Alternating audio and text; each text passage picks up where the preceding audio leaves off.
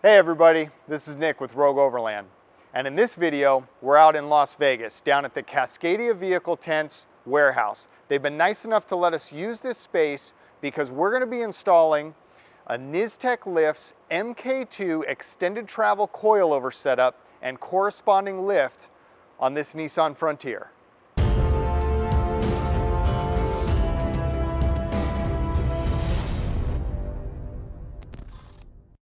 So before we start tearing off the stock suspension, just a couple key features about this setup.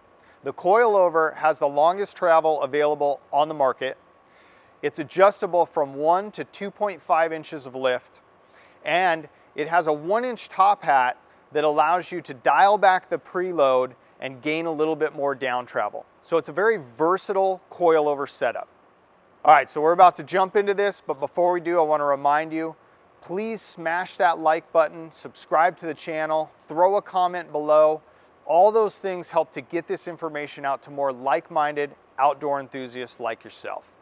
So here we go. We're going to take you through the installation. Let's start tearing down the stock suspension and show you how to put this in. All right, so I did a little wardrobe change out of my fancy intro clothes, and I got changed into some actually turning wrenches clothes. So here we are underneath the front end. We already took the wheels off. And we're going to be looking to get the upper control arm out and the coilover setup out. So we're going to get a jack underneath this lower control arm just to take a little weight off of here, and going to use a set of needle nose pliers to just yank that cotter pin out of there. This is a size 22, and then our other bolts up here on the upper control arm are a size 19. So we're going to get after that, and then we'll talk about the sizes for the coilover setup. So what we're doing here is you just kind of let that nut come down. There you go. Let that nut down without running it all the way off, and then just give that couple whacks, and it kind of shakes it free. And then, okay, so for the upper control arm, these bolts can kind of be on here pretty good. So as you can see, we had to use basically the extension from our jack to get a little more leverage, and then the other side holding with just a box wrench. Those are 19 millimeters. We had to do the same for the front half of it, so it took some heft to get it to break free. And then just a little pro tip: the perfect bungee you see here, the best bungees ever, but the perfect bungee works real great for just strapping this portion here to the frame so that it's not just flopping all over on you. So we've got that upper control arm pretty much ready to come out, and we're going to move on to the coil setup.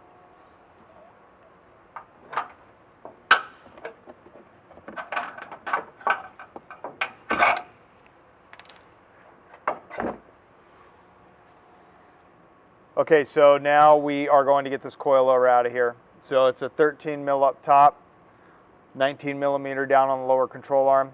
We'll get both of those freed up, or all of those. There's 3 on top, 1 on the bottom. Then with the jack we have under the lower control arm, we'll lower it down so that we can just worm that right out of there. So we have all the bolts off.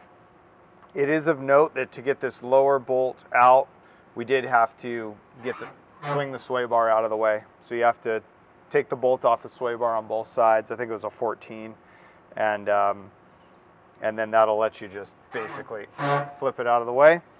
And then you're just going to drop this down into that space there, and then up and out.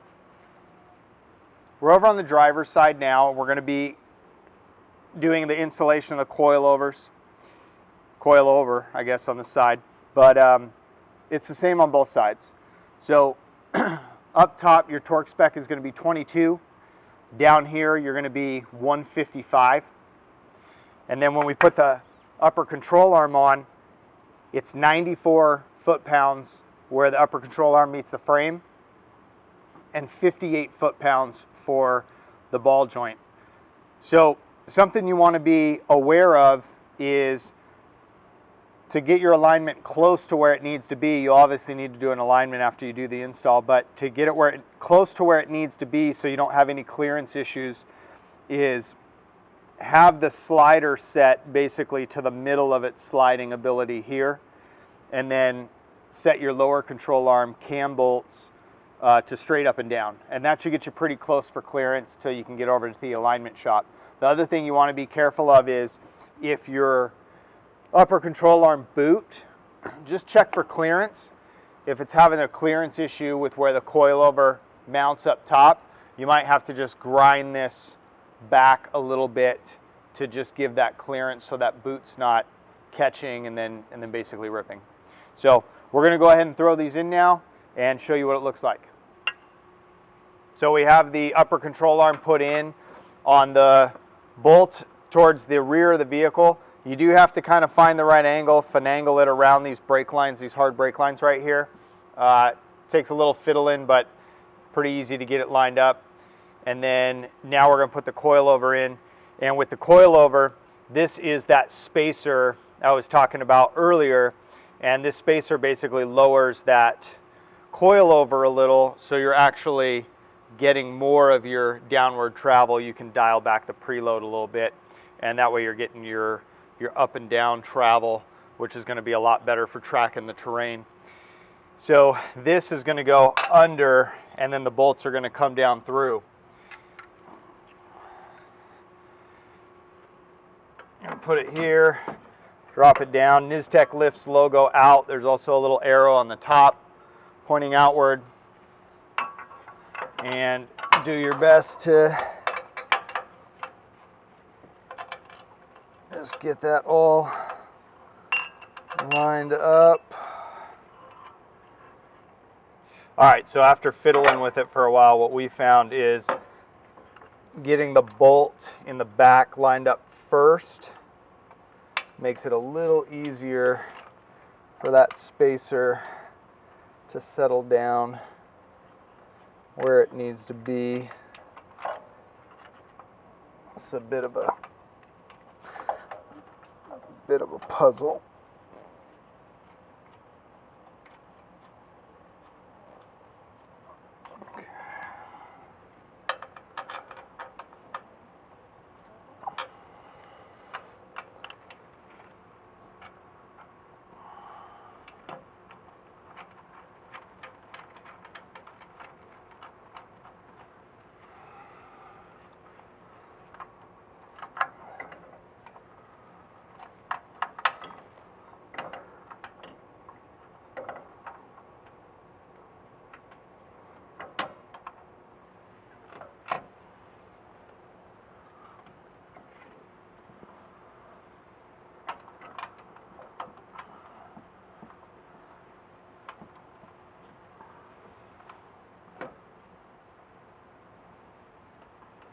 So just takes a little shuffling around, but once you get it lined up, then it holds in there just fine. It's just getting that first one started. So if you start with the one in the back first, so the spacer can just kind of fall back against it, then you get your other ones lined up pretty easy. So once you have the upper control arm in, coilover in, then the last thing is to basically get your ball joint bolted up here. Now, this is how I've always done it, so you can make the decision for yourself, but I always put a little bit of anti-seize on here. That way there, in the future, when you're going to break it free, it just seems to work a whole lot better. Throw a comment below. Let me know, is that the right thing to do or not the right thing to do? But it's what I've always done, and it's just made working on things down the road a lot easier. So yeah, you're going to get this lined up. I use a jack under the lower control arm to kind of get it lined up where you need it. And of note, we did have to grind our coilover bucket here just a little bit. So just a clearance, just for, it wasn't actually catching, but just kind of like, I'm a little OCD, so clearanced it just a little just to make sure. But yeah, so got the lower control arm jacked up a little bit. Just drop that down in there. They supply a castle nut. It's 22 mil. Run that up. And you can throw a little Loctite or anti-seize on that one. but there's a cotter pin that's going to lock it in place anyway.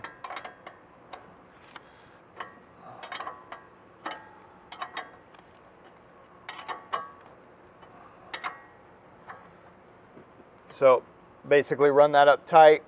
I'll go ahead and torque it down now, and then yeah, make sure you get that cotter pin put in there, and then that's it. This side is done.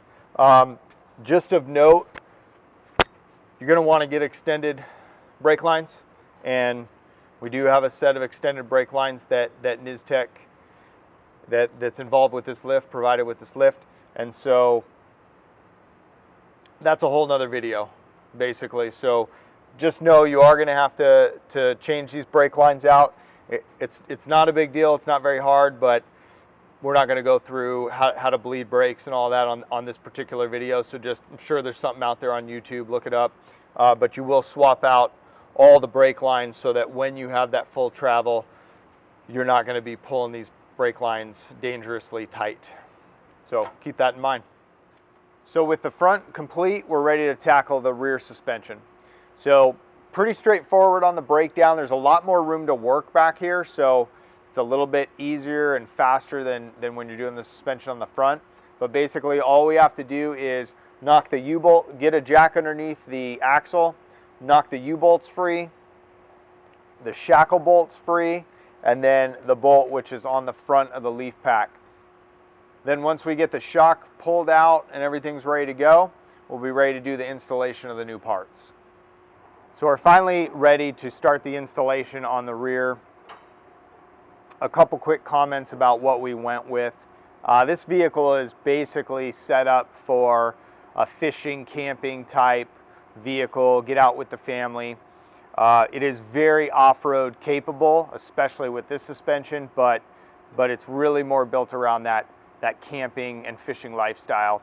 So it is carrying a lot of extra gear. We have the Cascadia Vehicle Tents rooftop tent on top, and the camping gear, the fishing gear, family stuff, all that. So we went with the Old Man Emu leaf pack as opposed to some of the other options that they have, so that it would be ready to hold that extra weight that it's generally going to be carrying around. We also went with the beefed up shackle, and that shackle does have adjustment bolt holes so that you can fine tune that ride height that you're looking for.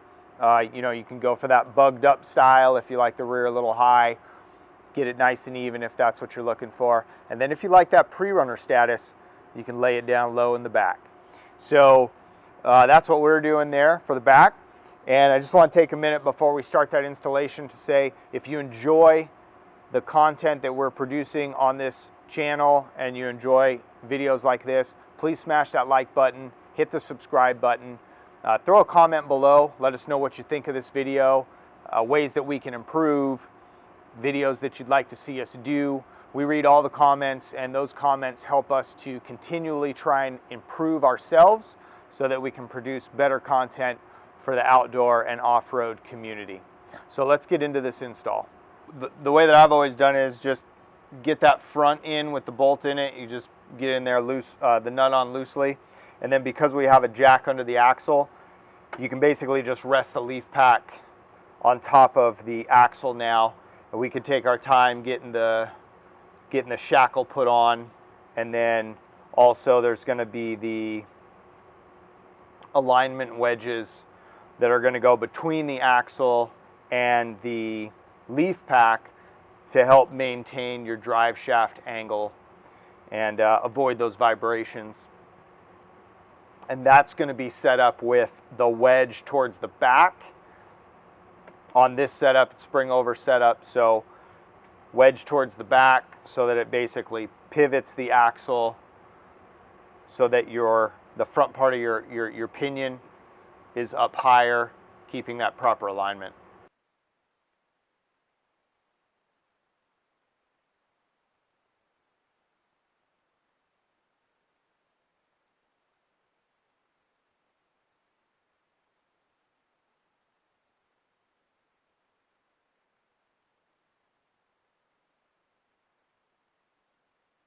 So we have the leaf pack and the shackles all put in, and then the torque specs for this will be on their shackles will be 60 foot-pounds.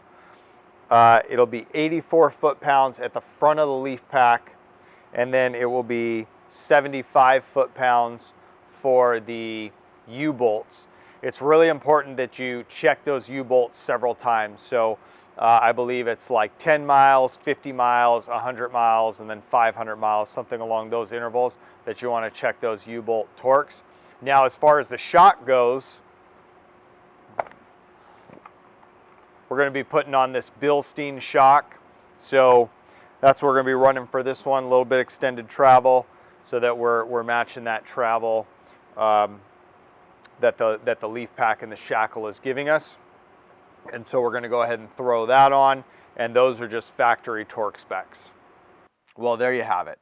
As you can see, this lift is easily installed in your home garage with some hand tools and basic knowledge of turning wrenches. Now, this isn't a review video, but at the time of release of this video, we do have about 200 miles of highway driving on this new lift, and we've had it out on a few camping trips.